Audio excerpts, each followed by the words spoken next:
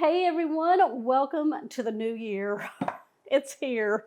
I am going to show you how to make pork chops and sauerkraut with potatoes and carrots. One of my favorite beginning of the year recipes. It's nice and chilly outside. This comes together really easy in a 9x13 baking dish. We're going to start loading it up with some flavors, some ingredients. It's only pork chops, sauerkraut, potatoes, carrots, an onion. We've got some butter, bouillon, salt and pepper. Love this dish. This takes me way back to when I was young. One of my mom's favorite dishes to make for us. We're going to go ahead and get started with the potatoes, carrots, and onions. We're going to make that a bed for our sauerkraut and pork chops to lay on. There's different flavors in here, and each layer will have its own flavor. Y'all ready? Come on down and let's get this one started. I brought a stick of butter to room temperature. I'm just going to take it out on a plate here. We're going to be using it throughout the dish, but I want to get the wrapper, and it has butter on it. There we go. And what I'm going to do is smear this all over a 9x13 baking dish. My beautiful one that I got for Christmas from my brother and his wife, Donna. It's a 9x13, isn't it just gorgeous? It's got etchings on it. I don't know if y'all can see that, but it's trees. Oh, I just could not wait to make something in this dish. And this is the perfect recipe because everything comes together right in this dish here. All right, got it nice and coated. As you're using butter wrappers, once you get all the butter out of it, you can put it in a Ziploc bag and just put it in the freezer, and then you can pull these out and butter your baking dishes as you need to. I learned that from y'all. We've got some yellow potatoes, or you can use red potatoes for this recipe. We've got carrots, I got 7 of them here. That's what came out of a bag. And 2, 4, 6 potatoes. They're like about palm size. And then we have a very large yellow onion that we'll dice up for that. So we're going to start with the potatoes. I've already washed them off, gave them a good scrubbing. We're going to keep the skins on. It's got a lot of nourishment in those skins. Now there's going to be some stuff happening on the bottom of our baking dish, so we're going to cut our potatoes lengthwise in half. I'm going to lay them down, and I'm just going to cut them in half again. That way we have nice bite-sized pieces. Now I'm going to lay them in my baking dish with the flat side down, because it's going to caramelize with what I'm going to put in the bottom of the baking dish here. We want to make a nice bed of the potatoes and carrots. We want to cover the whole bottom with it. If they're small like that, you can just leave them in the halves. You don't have to cut them. If you've ever had pork chops with sauerkraut, y'all let me know.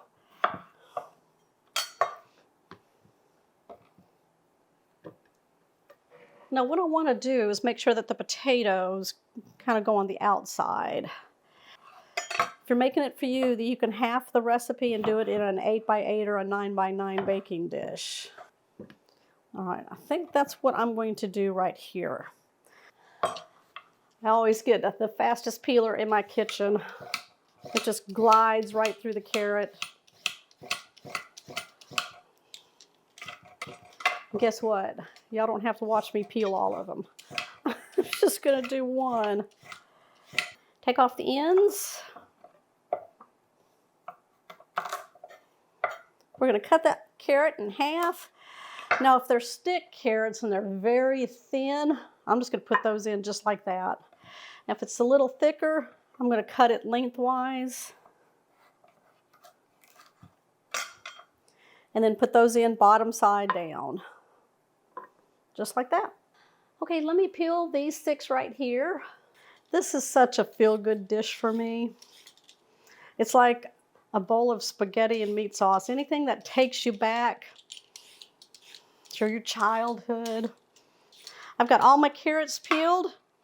We're going to take off the ends and then we're going to chop them up and put them into our baking dish.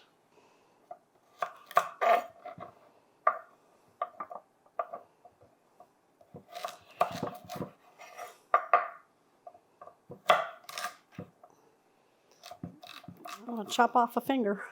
All right, I think these are perfect. Now I'm going to put them around the potatoes.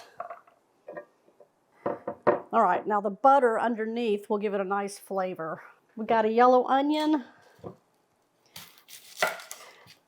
Now this will cook a while in the oven, so I am not going to chop up my onion too small. But it's all up to you what you want to do. Just going to take off the outer ends, the outer layer. We'll chop this in half.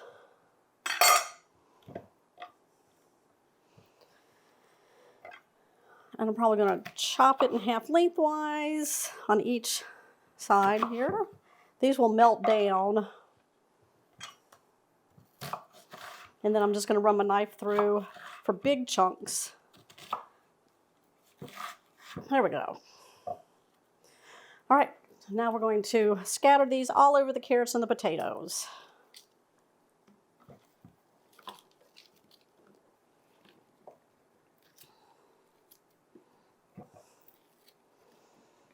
Okay, beautiful, beautiful. Yes. I had the yellow potatoes left over from the holidays, carrots, I had a bag of that left over, and then we had another onion. So see there, already pantry working right here. What you want is 12 ounces of beef broth to go into the bottom of the dish here. We're just going to cover the potatoes and carrots and onions about a quarter of the way up. That'll help steam and flavor the vegetables down here. Now I'm going to make my own beef broth. I've got 12 ounces of water. I'm going to put in about 2 teaspoons or so of this Better Than Bouillon beef flavor. In fact, it's a roast beef flavor. All right, we got one going in. Y'all, this stuff is good. Nice flavor to it. All right, I'm gonna mix this together. When you use hot water, it dissolves that bouillon fast. Once we get that all dissolved, we'll add in the 12 ounces of the beef broth that we made. Or you can use a can of beef broth or a box of beef broth, but just measure it out to 12 ounces, which is 1.5 cups.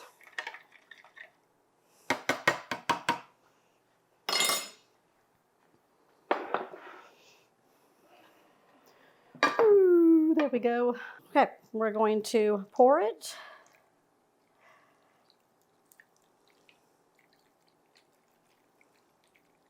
There we go. We don't want it to overflow, the potatoes and the carrots, because we don't want what we're going to put on top of this to sink down and lose its flavor. Okay, we're going to add a little bit of salt and pepper just to flavor the vegetables. Some salt here. Because the bouillon has salt in it, so you just want to be careful with that. Now I've got my pepper going in. Just sprinkle it. Give it some flavor. If I would have to say, about half a teaspoon went on. There we go. Sauerkraut. I have 2 pounds here, which is 32 ounces. What we're going to do is just drain out any excess liquid from here so it doesn't distort the flavors we have going on with our vegetables there. I just have a strainer here over a medium-sized bowl, and I'm just going to add the sauerkraut to it. See all that liquid? We don't want that in there. Wanted to show you all the jar that I'm using right here. This is a Libby's crispy sauerkraut barrel-aged taste. My husband will always get this one here because of that barrel-aged taste in there. Okay, I'm just going to squeeze out any excess juice. That's a lot of juice, isn't it? All right, once we get that all out, we're going to bring our potatoes and carrots over, and we're going to place this all on top. Got a nice coverage there. Boop. All right, we'll just evenly spread it out. I'm not going to squish, don't squish, just lay it on top. The sauerkraut flavor will go into the vegetables through the top, and then we got that beef broth on the bottom is going to come up to those vegetables like that. Yeah. What we're going to do now, I'm going to crack some black pepper on it, and then we're going to talk about the pork chops. Here we go. Now, I wasn't going to put any extra salt on top of the sauerkraut because when you look at the ingredients, it already has it in there. There is prepared cabbage, water, salt, and sodium. That's to promote the color of it. So we don't want to add any more salt. I am using an 8-pack of these center loin chops, pork chops. These are about 1/2 inch thick. They're boneless. I'm just going to lay those on there right there. We're going to get a large skillet, and I'm going to put it on a medium-high heat. We're going to give them some color. We're not cooking them. We're just going to give them a nice sear. I got some olive oil I'm going to put in the bottom of my pan. Start heating that up. About 1 tablespoon. I'm going to go ahead and get the pork chops ready. I think this is going to happen in 2 batches. We're going to lock in some flavor. So I'll do the first 4 here. Some salt right across the top. And some pepper. Come on, there we go. I'm going to place these in seasoning side down.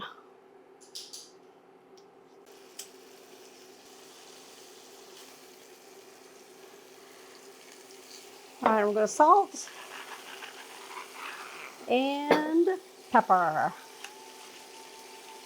Okay, we're going to brown on one side. It should take about 3 to 4 minutes. Flip them over, about another 2 to 3 minutes, and then we'll take them out and do the second batch.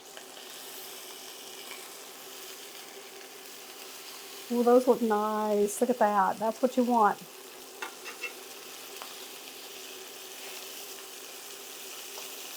Three more minutes. Let's take a look. Oh yeah. People are going to want to eat that. That looks delicious. We're going to lay these in our baking dish on top of that sauerkraut, and then we'll get the other 4 going. Oh, yeah.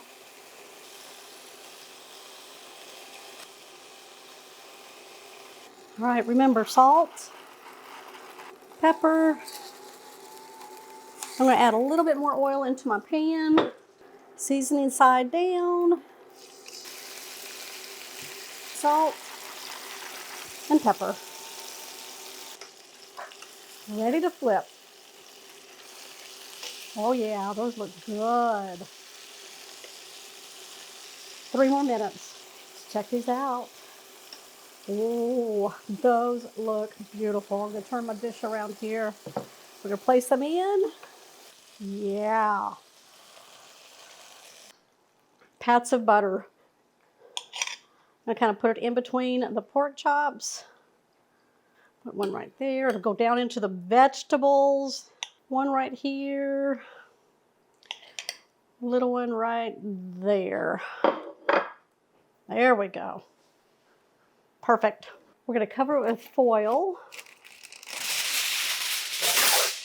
We want to do that nice and tightly. We want to keep that steam inside. Our oven is preheated at 350 degrees. We're going to bake this for 1.5 hours. Ooh, look at this, y'all. It took an extra 20 minutes because I want to make sure those potatoes were nice and tender. I'm going to go across it with some parsley. Give it a nice pop of color.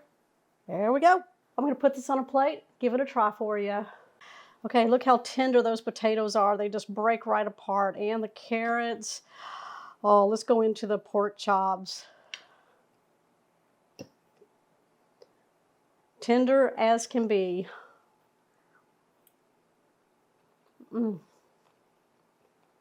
That's exactly the way it should be. Those carrots are nice and tender. They picked up the flavor from the sauerkraut. The potatoes are nice and tender. All the flavors from the beef broth.